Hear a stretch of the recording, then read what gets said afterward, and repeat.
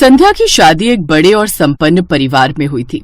वो एक साधारण और गरीब घर से आई थी, जहां पनीर जैसे महंगे व्यंजन कभी कभार ही बनते थे।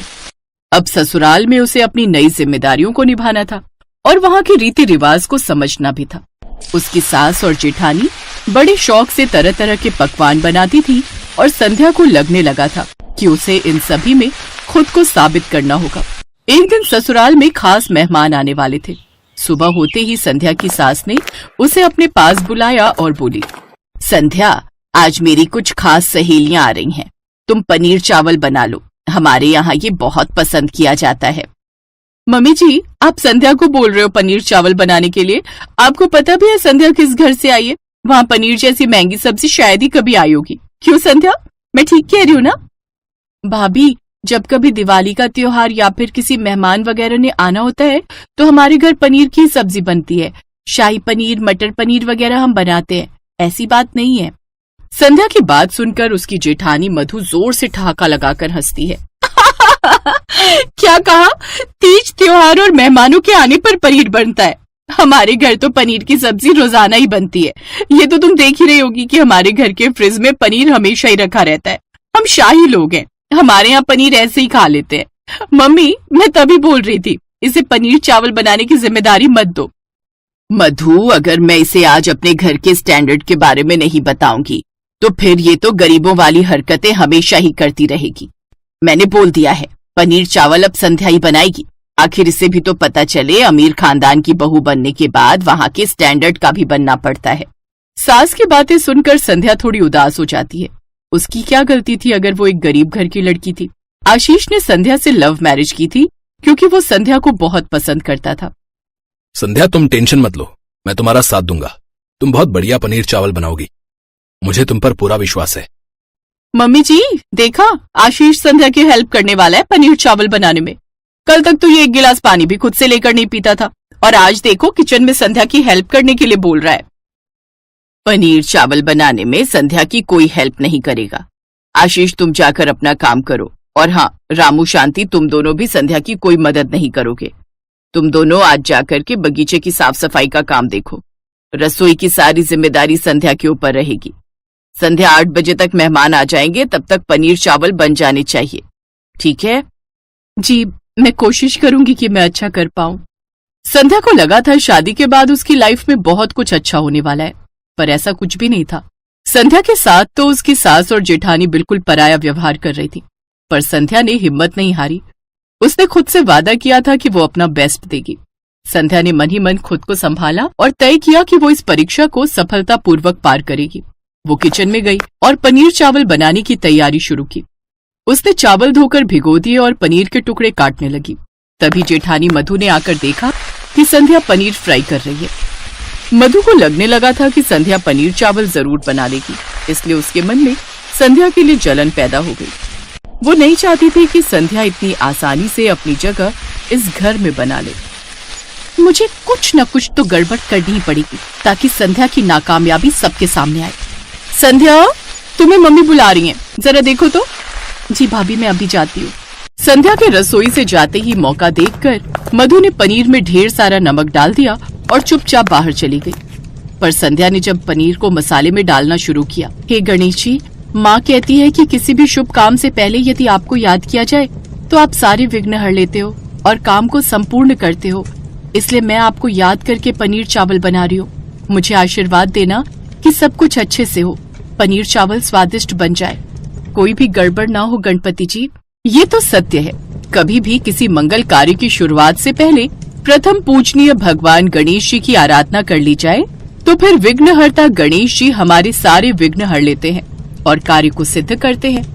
मसाले डालते समय संध्या ने सोचा क्यों ना थोड़ा पनीर को टेस्ट कर लिया जाए, पर उसने जैसे ही पनीर का एक टुकड़ा चख कर देखा तो वो घबरा गई। हे भगवान, पनीर में नमक कैसे तेज हो गया? मैंने तो सिर्फ मसाले में ही पनीर डाला है, फिर नमक पनीर में कैसे पहुंच गया? मैं ऐसी गलती नहीं कर सकती, कहीं अनजाने में मैंने 2 बार नमक तो नहीं डाल दिया। चावल डालकर भी नमक कम नहीं होगा, मुझे कोई रास्ता ढूंढना होगा। संध्या का दिल तेजी से धड़कने लगा। उसे समझ नहीं आ रहा था कि अब क्या करे। मेहमानों के सामने शर्मिंदा होने का डर उसके मन में भर गया था, पर संध्या ने घबराने की बजाय शांत होकर समाधान ढूंढा। उसने जल्दी से पनीर के कुछ टुकड़े पानी में डाले ताकि अतिरिक्त नमक निकाल सके। फिर उसने बाकी मसाले का स्वाद संतुलित करने के लिए टमाटर और थोड़ी दही डालकर ग्रेवी तैयार की। काफी मेहनत के बाद संध्या ने पनीर चावल में नमक बैलेंस कर ही लिया। अब पनीर चावल में नमक बिल्कुल ठीक हो गया है। मुझे लग रहा है ये चावल ठीक बने होंगे, बस बाहर सबको पसंद आ जाए। खाने की मेज पर संध्या की सास की सारी सहेलियां बैठी हुई थीं। संध्या पनीर चावल सर्व करती है।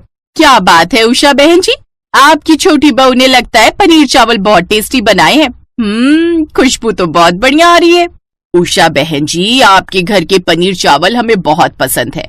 आज तो पनीर चावल देखकर भूख ज्यादा ही लग गई। और वैसे भी आपकी नई बहू ने पनीर चावल बनाए हैं तो बहुत बढ़िया ही बने होंगे। बड़ी बहू के हाथ के तो हमने कई बार खाए हैं, आज छोटी बहू के हाथ के भी खाकर देख लेते हैं। हाँ, क्यों नहीं।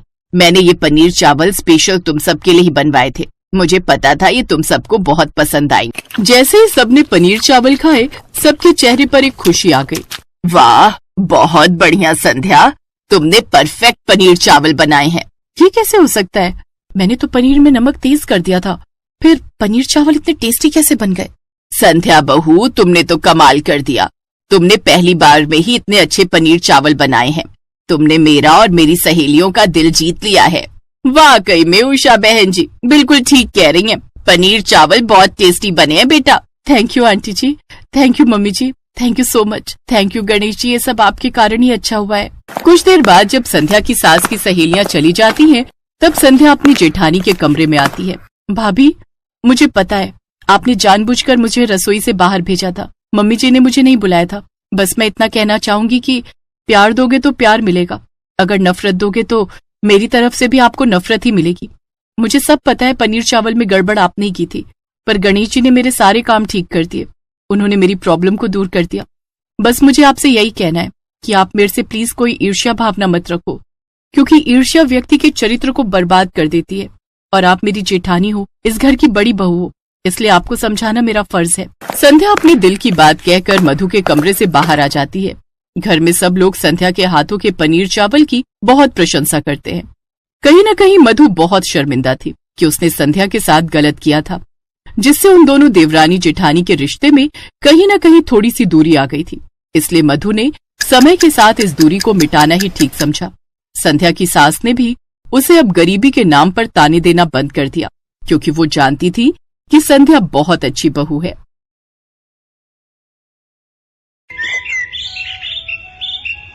उषा देवी की दो बहुएं नीलम और कविता। बड़ी बहू नीलम के 2 बच्चे थे और छोटी बहू कविता की शादी को 1 साल होने वाला था। नीलम बड़ी थी, इसलिए अपनी आदत के हिसाब से हर जगह अपना रुतबा दिखाने की उसकी आदत थी। वो कविता को आगे बढ़ने ही नहीं देती थी। कविता, रोटियां भी रहने दो, मैंने बाहर वेज बिरयानी सबको सर्व की है। पर भाभी, बुआ जी तो रोटी मांग रही थी, उन्होंने कहा कि वो चावल नहीं खाती हैं। मैंने कहा ना, अभी रुक जाओ, रोटियां जरूरत होगी तो बना लेंगे। भाई दूज का त्योहार था, घर में सब मेहमान आए हुए थे, इसलिए उषा देवी की दोनों बहुएं रसोई में दोपहर का खाना बना रही थी। नीलम ने वेजिटेबल बिरयानी बनाई थी और वो सबके सामने अपनी उसी बिरयानी के गुण गा रही थी, जैसे कि अपने मुंह में या मिट्ठू बनने वाली बात हो। बुआ जी, थोड़ी और बिरयानी लीजिए ना, मुझे लगता है आपको बिरयानी पसंद नहीं आई। नहीं नहीं बहू, तुम्हारे हाथ का खाना तो मुझे बहुत पसंद है, बहुत ही स्वादिष्ट खाना बनाती हो तुम, पर मैं ज्यादा चावल नहीं खाती हूँ। रुको ननद जी, मैं अभी रोटी मंगवाती हूँ। कविता बहू, क्या हुआ, रोटी बनी नहीं क्या अभी तक? मैं खुद ही देख कर आती हूँ। उषा देवी रसोई में जाती है तो कविता रसोई में रोटी बनाने की जगह मीठी सेवई बना रही थी। उषा देवी को गुस्सा आ गया और उन्होंने कविता की डांट लगा दी।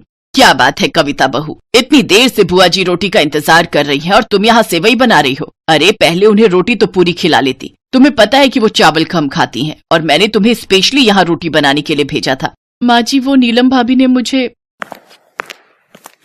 कविता, तुम रहने दो, मैं रोटियां सेक देती हूँ। माँ जी आप बाहर जाओ, मैं जल्दी जल्दी रोटी सेक कर लाती हूँ।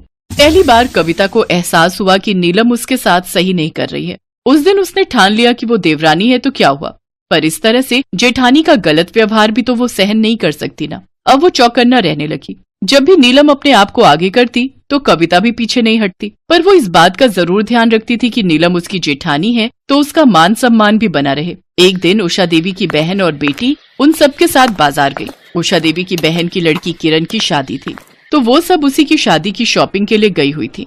मौसी जी, ये लहंगा किरण पर बहुत अच्छा लगेगा। क्यों किरण? नीलम भाभी, कविता भाभी जो प्याजी कलर का लहंगा दिखा रही है वो भी बहुत अच्छा है। आजकल प्याजी रंग बहुत इन है। मैंने बहुत सारी एक्ट्रेस को देखा है, वो आजकल इसी कलर के लहंगे अपनी शादी में पहन रही हैं। इसमें फोटोग्राफ्स बहुत अच्छे आते हैं। एक काम करना किरण, तुम दामाद जी के भी सेम कपड़े ही बनाना, बहुत सुंदर लगेंगे। और वो जो मैंने पार्लर वाली तुम्हें बताई है ना, वो इतना सुंदर मेकअप करती है ना कि तुम बहुत सुंदर लगने वाली हो। सच कविता भाभी, आपने तो मेरी शादी की बहुत ही बढ़िया शॉपिंग करवा दी है। अरे भाभिया होती ही इसीलिए हैं कि अपनी ननद का ख्याल रख सके। सच कविता, तुम्हारी चॉइस बहुत अच्छी है।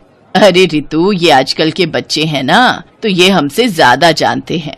कविता भाभी, आप सामने मेरे साथ उस शॉप पर चलना, मुझे वहाँ से अपनी जीन्स के साथ अच्छा सा टॉप भी लेना है। मुझे धीरज ने बोला था कि अगर हम हनीमून पर जाते हैं तो जीन्स भी आप समझ रहे हो ना भाभी? मैं सब समझ रही हूँ किरण, बहुत अच्छा लगता है ये सब शॉपिंग करना, खट्टी मीठी यादें बन जाती हैं। नीलम बुरी तरह से चिढ़ चुकी थी क्योंकि सब कविता को ही महत्व दे रहे थे। तभी नीलम का बेटा आइसक्रीम की जिद करने लगता है। मम्मी, मुझे आइसक्रीम लेनी है। Mummy mummy. नहीं लेनी आइसक्रीम, मैंने कहा नहीं लेनी। क्या बात है बहू, बिट्टू को क्यों मार रही हो? किस बात का गुस्सा है? पता नहीं रितु, इसे आजकल क्या होता जा रहा है, जब देखो गुस्से में भरी रहती है। बहू, थोड़ा लिहाज करो, ये बाजार है, हम किसी की दुकान पर बैठे हैं। अरे बहू छोड़ो, भी बच्चा है, कोई बात नहीं। आओ देखो जरा, मेरे लिए भी एक साड़ी पसंद कर लो। लाओ, गुड़िया को मेरी गोदी में दे दो। नीलम गुड़िया को अपनी सास की गोदी में दे देती है। वो लोग साड़ी देखने लगते हैं। कुछ देर बाद जब कविता किरण के साथ वापस लौटती है तो उस समय सबका ध्यान बिट्टू की तरफ जाता है। बिट्टू वहाँ नहीं था। बिट्टू, बिट्टू कहाँ गया? बिट्टू, कविता, किरण, तुम दोनों ने बिट्टू को देखा दुकान से बाहर कहीं जाते हुए? नहीं भाभी, दुकान के बाहर तो हमें बिट्टू कहीं नहीं दिखा। रुको मैं देखती हूँ, क्या पता बाहर खड़ा हुआ हो। सब लोग बिट्टू को ढूंढने लगते हैं पर बिट्टू कहीं भी दिखाई नहीं देता। नीलम के साथ साथ सबका रो रो कर बुरा हाल था। तभी कविता के मोबाइल पर एक अननोन नंबर से फोन आता है। हेलो, कौन? चाची, मैं बोल रहा हूँ। बिट्टू, चाची, मैं अंकल के साथ खड़ा हूँ। अंकल के साथ? बेटा अंकल को फोन दो। जी, आपका भतीजा मेरे पास ही खड़ा है, वो बिल्कुल सेफ है, आप इस जगह पहुँच जाइए। सब लोग घबरा कर उस जगह पर पहुंचते हैं जहां बिट्टू उस आदमी के साथ खड़ा था। बिट्टू, मेरा बच्चा, तू ठीक तो है ना? हाँ मम्मी, मैं बिल्कुल ठीक हूँ। वो एक चोर अंकल मुझे आइसक्रीम दिलाने ले जा रहे थे, मैं उनके साथ जा रहा था, तभी इन अंकल ने मुझे रोक लिया और उसकी खूब पिटाई की, वो यहाँ से भाग गया। जी, आपका बेटा बिट्टू बिल्कुल ठीक है, वो बदमाश भाग गया, वो तो मेरी नजर पड़ गई और मैंने उसे पकड़ लिया। आपका बेटा बहुत समझदार है, इसे बाकी फोन नंबर तो याद नहीं थे पर अपनी चाची का नंबर याद था, इसलिए मैंने तुरंत इनके नंबर पर फोन मिलाया। आपका बहुत बहुत शुक्रिया बेटा।